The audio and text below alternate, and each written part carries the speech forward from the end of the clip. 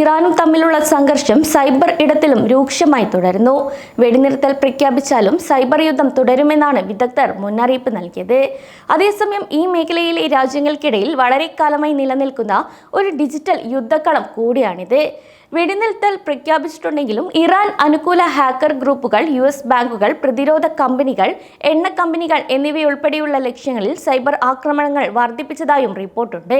കൂടാതെ ഇത്തരം പ്രവർത്തനങ്ങൾ ഭയവും ആശയക്കുഴപ്പവും സൃഷ്ടിക്കാൻ ലക്ഷ്യമിട്ടുള്ളതാണെന്നും വിദഗ്ധർ വ്യക്തമാക്കുന്നു.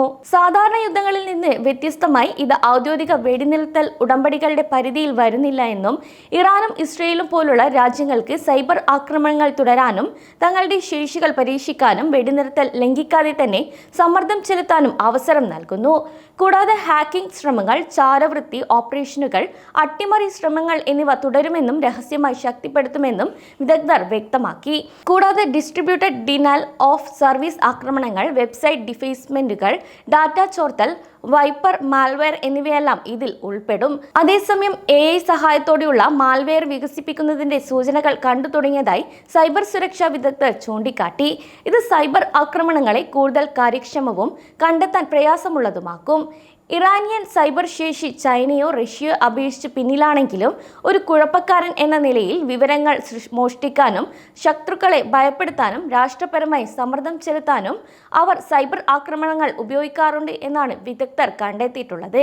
കൂടാതെ സൈബർ പ്രവർത്തനങ്ങൾ കൂടുതൽ ആക്രമണാത്മകമായി വളരുമെന്നും കൂടുതൽ രഹസ്യമായി മാത്രമേ വളരുകയുള്ളൂ എന്നും പ്രതീക്ഷിക്കുന്നതായി വിദഗ്ധർ ചില സൂചനകൾ കൂടെ നൽകിയിട്ടുണ്ട്. ഇസ്രായേൽ ഇറാൻ സംഘർഷം സൈബർ ലോകത്ത് തുടരുമെന്ന് ദുബായ് സൈബർ സുരക്ഷാ വിദഗ്ധൻ അഹമ്മദ് ഖലീൽ മുന്നറിയിപ്പ് നൽകി. സൈബർ ആക്രമണങ്ങൾ ഗ്രേ സോണുകൾ വർദ്ധിക്കുന്നതായും സൈനിക വെടിനിർത്തൽ നടപ്പാക്കിയാലും ഇത് ഡിജിറ്റൽ കടന്നുകയറ്റങ്ങൾക്കും ഭാവി ഉപയോഗത്തിനായുള്ള മാൽവെയർ സ്ഥാപിക്കാനും മറയാകുമെന്നും അദ്ദേഹം പറഞ്ഞു. കൂടാതെ പവർ ഗ്രിഡുകൾ, ആശയവിനിമയ ശൃംഖല തുടങ്ങിയ നിർണായക അടിസ്ഥാന സൗകര്യങ്ങൾ ലക്ഷ്യമിട്ടുള്ള ഈ സൈബർ ഭീഷണികളെ നേരിടാൻ നിരീക്ഷണവും പ്രതികരണശേഷിയും ആവശ്യമാണെന്നും അദ്ദേഹം പറഞ്ഞു. അതേസമയം ഇസ്രായേൽ ഇറാൻ സംഘർഷം സൈബർ ലോകത്ത് തുടരുന്ന സാഹചര്യത്തിൽ പൊതുജനങ്ങൾ ശ്രദ്ധിക്കേണ്ട ചില മുന്നറിയിപ്പുകൾ കൂടെ നൽകിയിട്ടുണ്ട്. പൊതുജനങ്ങളുടെ വ്യക്തിഗത വിവരങ്ങൾ ലക്ഷ്യമിട്ടുള്ള ഫിഷിംഗ് ആക്രമണങ്ങൾ, മാൽവെയറുകൾ എന്നിവ വർദ്ധിപ്പിക്കാൻ സാധ്യതയുണ്ട്. അതിനാൽ അപരിചിതമായ ഇമെയിലുകൾ, ലിങ്കുകൾ, അറ്റാച്ച്മെന്റുകൾ എന്നിവ ഒരിക്കലും തുറക്കാൻ പാടില്ല. കൂടാതെ എല്ലാ ഓൺലൈൻ അക്കൗണ്ടുകൾക്കും സ്ട്രോങ് ആയ പാസ്വേഡുകൾ ഉപയോഗിക്കണമെന്നും അറിയിച്ചു. ഒപ്പം തന്നെ 2 ഫാക്ടർ ഒതന്റിക്കേഷൻ സാധ്യമായ എല്ലായിടത്തും ഉപയോഗിക്കാനും നിർദ്ദേശമുണ്ട്.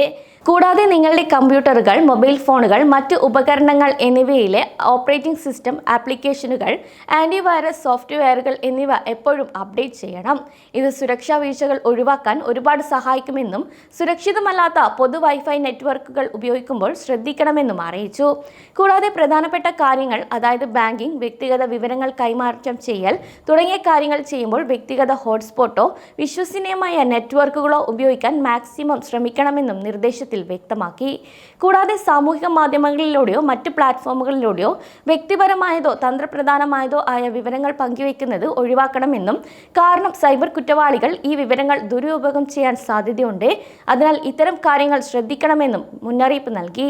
സമയം മലയാളം വാർത്തകൾ ഇനി ടൈംസ് ഓഫ് ഇന്ത്യ സൂപ്പർ ആപ്പിലും. ഇതിനായി പ്ലേ സ്റ്റോറിൽ നിന്നോ ആപ്പ് സ്റ്റോറിൽ നിന്നോ times of India app install ചെയ്യൂ.